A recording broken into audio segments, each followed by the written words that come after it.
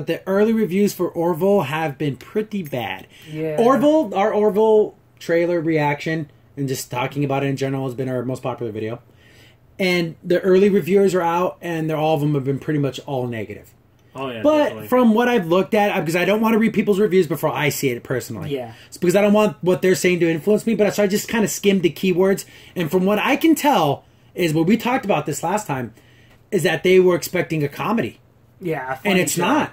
But It's a straight up, it's a legit sci-fi show, so they're waiting for the jokes, and the jokes weren't coming. Here's the thing: is the first. I was going to say, when the first trailer came out, he did himself a disservice. They made it look like it was going to be a comedy, but McFarlane cleared that up in interviews, and he did. But no one sees those. No one saw them. Yeah. No one reads those because it's. And the problem is, you say Seth MacFarlane, you're thinking Family Guy, Family Guy, and people came into this and they're like, "Where's that?" And people complain that because it's an hour-long show. Like, we'll make it a half hour long because after an hour it gets pretty boring. I don't know.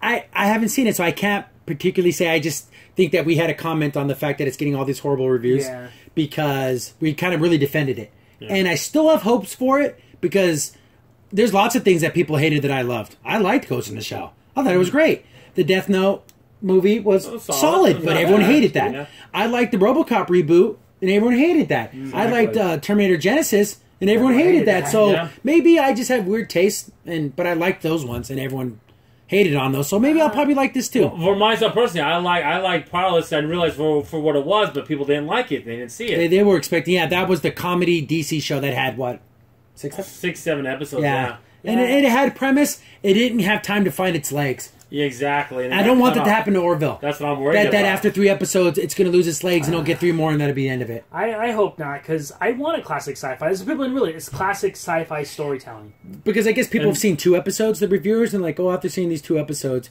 it just seems, whatever the monster of the week, where they get a mission, they go to the planet, they try to solve the mission, something happens, then they finish and they leave. But that's Star Trek. Have you never watched Next Generation? Yeah. That's like every episode of Next Generation. Yeah, that's every sci-fi story from the beginning. I'm sorry that someone else wants to tell a story about a ship exploring and going around and trying to do good in the universe. I'm sorry that you don't want to see that. Oh, it's trying to be too many different things. Well, it's trying to be a better Star Trek. Yeah. It really is. It's trying to be what Star Trek used to be. And there's nothing wrong with that. And I'm thinking the people who watched this saw the trailers and didn't read any of the interviews. Not saying that, you have required reading before watching this. Yeah. I just think people came in with a different expectation. But again, Next Generation had a pretty shaky first, what? Oh, yeah. 10, 12 episodes? The first half of the first season was pretty bad because I remember reading stories on it because Gene Roddenberry didn't want a comic at all, but which I think I agree with, but to the point where people acted unnatural. They wanted the actors people don't act like that, to the point where everyone's detached from everything. It just seems so weird. Yeah. Everything was too cerebral. Well, that's not human beings. We're not going to ever do that. So that's why it seems so off. In fact, some of the storylines were really wonky, especially the second episode where Tasha Yar gets kidnapped by that one. Oh yeah, that king. Yeah, it's so odd. It's super. It tried to harken back to the original series. It's so much. Star Trek. So, Next Generation is one of the most amazing sci-fi television shows ever created. But if you would have just put the first 10 episodes, you'd be like, "Oh, this is pretty crappy." Yeah. Not saying I'm not I'm not a PR person for Orville, but I want this to be good because I want a bright, happy, not necessarily happy, but a positive, optimistic outlook on the future. I want that because we don't have it right now. And the sad thing is, I'm still thinking in my mind, would it get different reviews if it had the Star Trek title? Yeah, if this was a Star Trek show, they would love it. I guarantee. I think they might like it better. I know, and it's kind of sad to think that way, because why would you, sorry to say, crap on a show that just because it's trying to do a good thing. And what also gets me too, and believe me, I'm one, especially with sci-fi. I'm very picky. I don't like new sci-fi things. I really don't. But this one has such an uplifting message and hope for the future, and how McFarlane explained it was so eloquently and so beautiful, sincere. You could tell he loves the material. Yes. He loves the whole sci-fi thing, and I don't want to see that get destroyed or even have a chance to sucid, because people are just crapping, and people say, well, they're going and saying it's bad, I don't want to see it now, so I'm really concerned about that. Exactly, and, like I said, we're not, PR people for Orville. So McFarlane is not paying us to say these things. But the thing is also, exactly, right, that'd be nice. No, I would never do that anyways, it compromised my integrity, but anyways, getting back to this, I'm glad they're on Tomato Meter for TV series, can you imagine? Well, they kind of do. They kind of do. If you go on there, but it's not. It's not as pronounced as movies. Well, that's a good but thing, if you go on Rotten Tomatoes, they do TV reviews. But again, that's our next topic. We're going to talk about that as a whole. But back to Orville. we're kind of in a spot now where if this fails, we'll never have a positive future outlook on anything ever again. It's all going to be dystopia.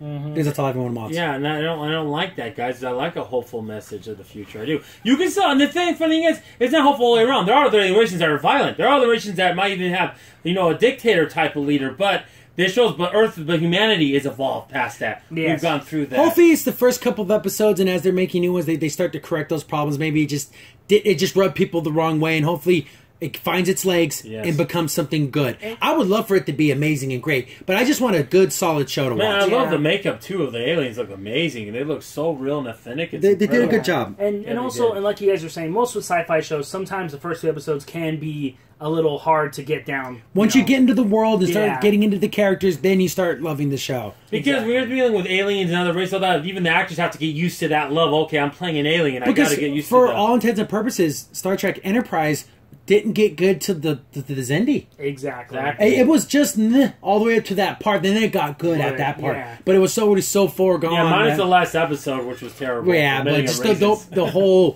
Xindi War was great. I love that. Yeah, it was... So I'm still giving it a chance. Then we'll come back, and if it's bad, we'll let you know it's bad. Yeah. And if it's good, we're going to say the good points, but we're going to bring up both sides of this. We're not going to shy away from it. I'm not going to say I'm looking forward to something, and then when it comes out and it's terrible, I'm going to duck my head. No, I'm going to come on and say, hey guys, I was wrong. Yeah, but hopefully I'm not wrong. And exactly. And so far we haven't really said in this podcast so far, but if you have comments about it, what do you think? Let us know. If you actually saw the show, let us know what you liked or didn't like. Yeah, exactly. So it comes out this Sunday. The football starts up too, so we'll watch it the next morning. But we'll probably do a mini podcast right away just to get our thoughts and feelings out there real quick. And then we'll do a full breakdown probably that Friday. Exactly. So, moving on from that, and like we alluded to earlier, was the whole thing, just the idea of Rotten Tomatoes. Hi guys, Crimson Sin here. You just watched a clip from our weekly podcast show. Be sure to check out the full podcast available here on this channel. Also, if you like the content and you want to see more of it, be sure to hit the like button and also go ahead and subscribe. Thanks for watching. Stay tuned for more.